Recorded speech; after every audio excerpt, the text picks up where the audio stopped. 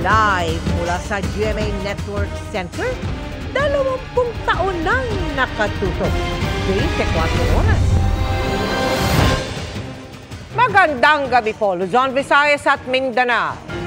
Sa gitna ng dagsa ng Balik Metro Manila, matapos ang undas, isang SUV na may plakang pang-senador ang dumaan sa EDSA bus lane kahit bawal. Nagtangkapang managasa ng sumitang enforcer ang driver ng SUV na nag-dirty finger din umano. Kaya paghimok sa LTO ng Senate President, tukuyin agad kung sino ang driver at kanino ang SUV. Nakatutok si Oscar Oida.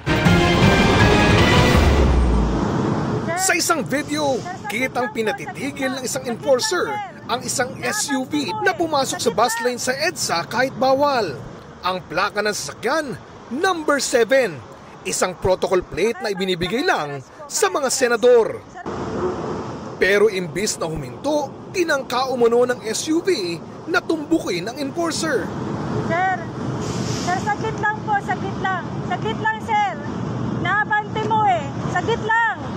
Ang video, pinost mismo ng Special Action Intelligence Committee o SAIC ng Department of Transportation. Nangyari daw ito kagabi sa may northbound lane bago ang Guadalupe Station ng bus carousel. Sir, saglit lang. Maririnig ang boses ng enforcer nito. Sir, saglit lang. Sir, i-verify lang naman kayo eh. Sir. Sir, license po, license. Driver's license po. Habang umaatras ang sasakyan, inilabas ng pasahero ang kamay nito sa bintana. Nakita rin ang mukha ng isa nitong sakay. Nang makaabot ang SUV sa parting walang barrier, tuluyan itong sumibat papalayo. Paano titikitan? Matras na. Yami lang siya. Yami siya. Sa panayam ng unang balita, sinabi ng SAIC na inaalam nila kung sino ang may-ari ng sasakyan.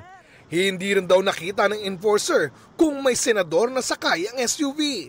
Ayaw igalang itong ating mga enforcer na trabaho lang naman. Pero so, nag-dirty finger pa nga. Nakita naman natin doon sa sa video.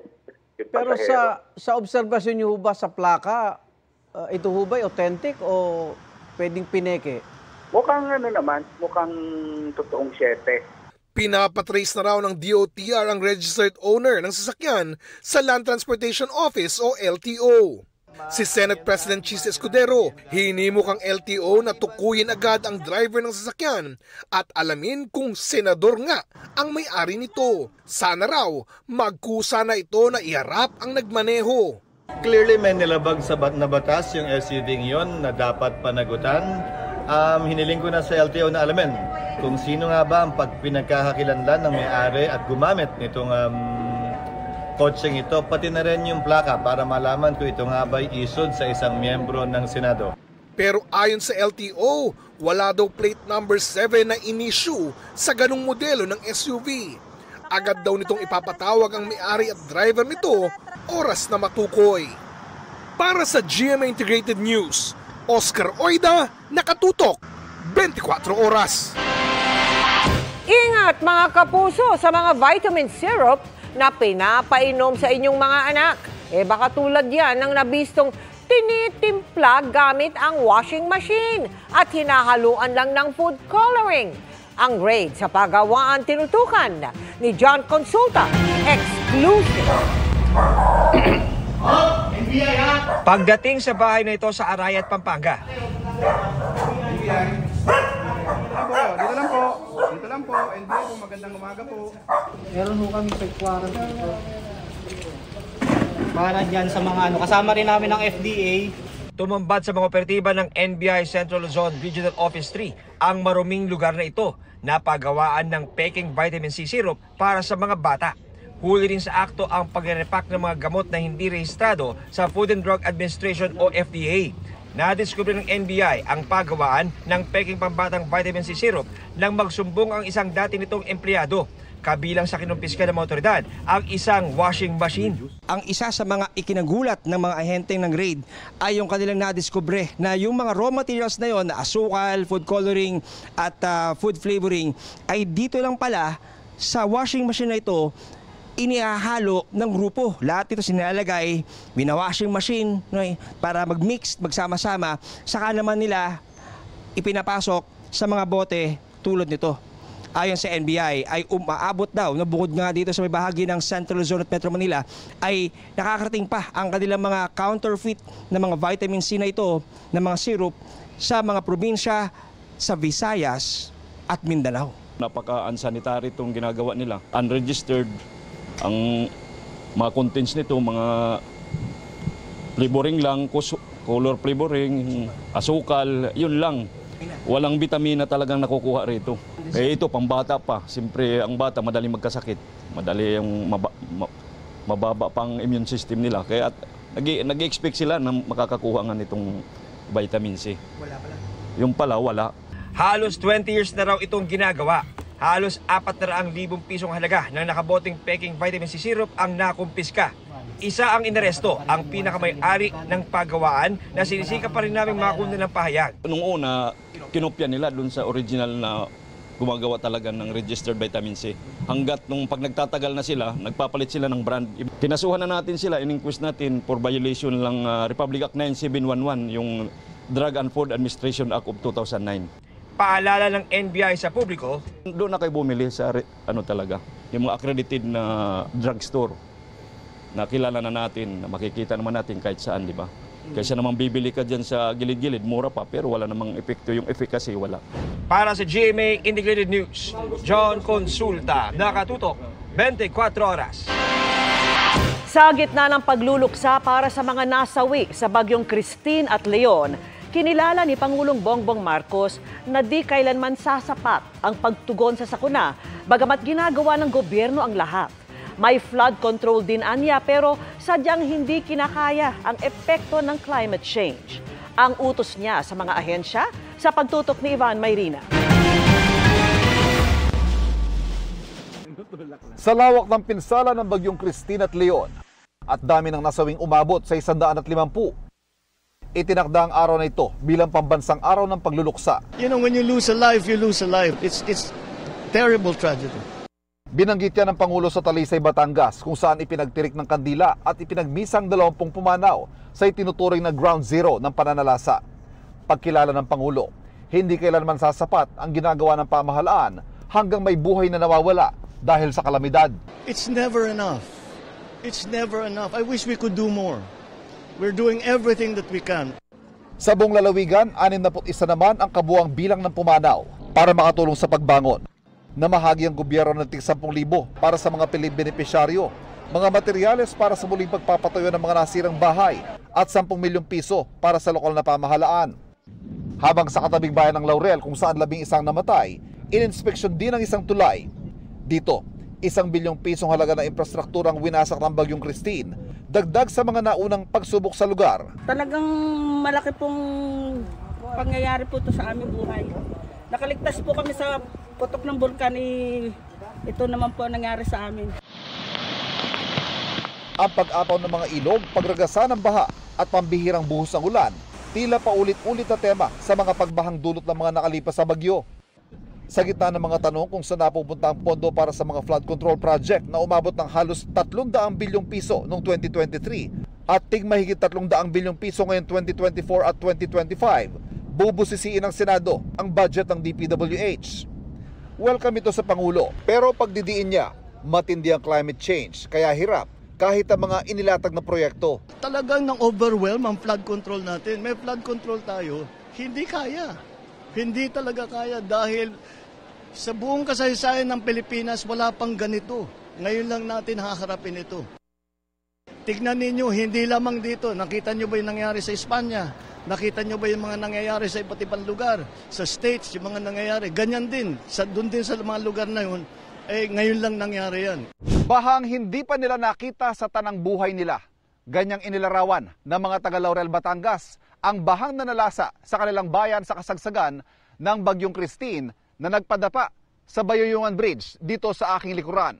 Kaya naman ang Pangulo may tagubilin sa mga ahensya ng gobyerno. Inatasan na ang Department of Science and Technology na paigtingin ang mga warning system at komunikasyon sa DILG para mas mabilis na may parating sa mga lokal na pamahalaan ang mga babala. Pinarerepaso rin sa DPWH at sa DNR ang disenyo sa mga kalye at tulay para maging mas akma sa nagbabagong klima. Mula sa Batangas, para sa GMA Integrated News, Ivan Mayrina, nakatutok, 24 oras. Wanted sa Indonesia ang isa sa mga inaresto sa sinalakay na BPO compound sa Bataan. Napag-alamang sangkot siya sa scamming sa kanyang sariling bansa. Ayon sa Presidential Anti-Organized Crime Commission, nakatutok si Salima Refran. Sa tinatawag na Central One Bataan, business process outsourcing o BPO company na sinalakay kamakailan sa Bagak Bataan, kabilang sa mga naaresto ang isang Indonesian team leader na ayon sa Presidential Anti-Organized Crime Commission o PAOK ay wanted umano sa Indonesia na sa scamming activities. Kanina sa pakikipag-ugnayan ng Indonesian Embassy sa Pilipinas sa PAOK, napag-alamang sangkot sa money laundering at online gambling ang Indonesia. 1.5 taon na raw itong nag-ooperate mula sa Pilipinas at 900 billion rupiah na o halos 4 na bilyong piso na raw ang nakukulimbat nito. Just providing like a support system to operate the gambling online with the customer in Indonesia. And it's illegal in Indonesia? Really illegal. I told you before that Indonesia is very strict. Even for the someone for posting in the social media, this is not allowed for us. Nakikipag-ugnayan na ang Indonesian authorities para sa pagpapauwi sa kanya. Pero dahil team leader at operations manager rin siya sa BPO sa Bataan, iniimbestigahan na rin siya para sa ibang krimen. Yun ang medyo nakakalungkot. Kasi nga, dito sa Pilipinas, nagsama-sama, parang ano to, we are the world, ano? Nagsama-sama sila para manloko at mang-scam at pasamain yung buhay ng mga tao sa iba't ibang sulok ng mundo. Samantala, sumalang na sa immigration inquest ang mahigit 40 iba pang mga dayuhang nahuli sa Central One Bataan. Dumaan sa biometrics, profiling at processing ang mga dayuhan na pawang mga Malaysians, Chinese, Thai, Pakistani, Bangladeshi, Vietnamese at Brazilians. Nahaharap sila sa deportation cases kasunod ng mga nakitang paglabag sa kukulang mga permit at visa. Sinubukan ng GMA Integrated News sa makuha ang panig ng Central One Bataan pero hindi nagpaunlak ng panayam ang kanilang abogado. Nauna nang tinanggi ng CEO ng kumpanya ang mga aligasyon. Para sa GMA Integrated News, Salima Refran, nakatutok, 24 oras. Lalong lumakas at posibleng maging isang severe tropical storm ang bagyong Marce habang lumalapit sa kalupaan. Ang posibleng daanan, mga lugar na unang sinalanta ng bagyong Christine at Leon. Nakatutok si Mariz Umali. Hindi pa man tuluyang nakakahinga ng maluwag ang mga sinalanta ng bagyong Christine at Leon. Heto't nagbabanta na naman ang ngayon tropical storm ng si Marce. Kung ikukumpara ang track ng bagyong Marce sa naging pagkilos ng bagyong Christine at bagyong Leon, extreme northern o northern Luzon din ang tutumbukin nito. Ang bagyong Christine naglandfall sa Isabela at tinawid ang northern Luzon, habang dumikit naman sa Batanes ang bagyong Leon saka naglandfall sa Taiwan. Magkaiba man ang direksyon, pareho itong nagpaulan sa maraming probinsya sa norte, gaya sa Cagayan Valley, Cordillera at Ilocos Region. Kaya ngayon pala pinag-iingat na sila dahil batay sa latest track, posibleng tumbukin ng bagyong Marce ang Babuyan Islands, pero pwede ring bumaba bandang Cagayan o Isabela. Sa area of probability o area of uncertainty, maaaring mahagip din ng trough o buntot ng bagyo ang ilang bahagi ng Central Luzon, gaya ng naranasan din noong bagyong Christine at Leon. Inabisuhan ng ating mga kababayan na patuloy na maging alerto at mag-antabay, lalo't posible pa raw bumagal si Marce at lumakas din at maging isang severe tropical storm bukas at kinagabihan o sa Miyerkules ng umaga ay pwede pa raw itong umabot sa typhoon category. Posible namang umabot daw sa signal number 4 ang bagyo. Kapag mabagal ito ng malapit, so may posible nga rin naman na mas maramdaman yung mga lakas ng hangin at mga lakas ng mga pag-ulan. May kita nga rin natin dito sa may track ni Marce na halos yung dadaanan ng area ay sa gitna ni Leon at ni Christine. Kaya yung mga areas na naapektuhan nung previous sa dalawang bagyo, kailangan pa nga rin nating maghanda. Di lang ulan at hangin, posible rin daw magdulot si Marce ng storm surge o daluyong at malalaking alon sa dagat. Naka-alerto naman daw ang mga lokal na pamahalaan sa panibagong bagyo. All the local government units have been mobilized. They've been informed of the evacuation steps to take. Handa na rin ang mga evacuation center maliban sa Batangas na hindi pa rin nakakauwi ang maraming sinalanta ng bagyong Christine. Para sa GMA Integrated News, Mariz Umali nakatutok, 24 oras.